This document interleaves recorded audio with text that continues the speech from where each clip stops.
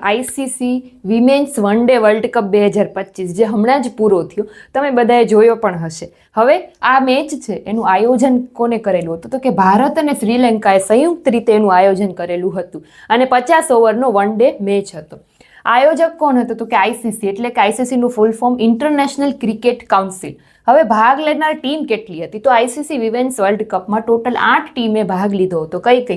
Australia, Bharat, England, New Zealand, દક્ષિણ Africa, Sri Lanka, Pakistan અને બાંગ્લાદેશ. વિજેતા કોણ થયું? તો કે ભારત વિમેન્સની ટીમ છે એ વિજેતા બની.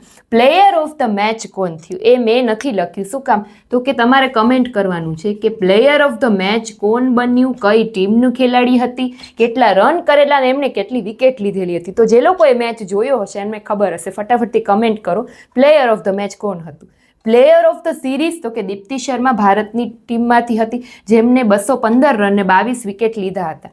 સૌથી વધુ રન ફટકારનાર લોરા વોલ્વાડટ જે દક્ષિણ આફ્રિકાના ખેલાડી હતા, જેમને 571 રન કરેલા. સૌથી વધુ વિકેટ લેનાર તો કે દીપ્તિ શર્મા ભારતના ખેલાડી હતા અને એમને 22 વિકેટ લીધી હતી. તો આ છે આઈસીસી વિમેન્સ વર્લ્ડ કપ વિશેની માહિતી, જે તમને હવે જે નેક્સ્ટ એક્ઝામ આવે એમાંથી એકાદો ક્વેશ્ચન પૂછાઈ શકે છે. તો ફટાફટથી આનો સ્ક્રીનશોટ લઈ લ્યો અથવા તો વિડીયો સેવ કરીને રાખો અને મને આનો જવાબ છે કમેન્ટમાં જણાવો. Thank you.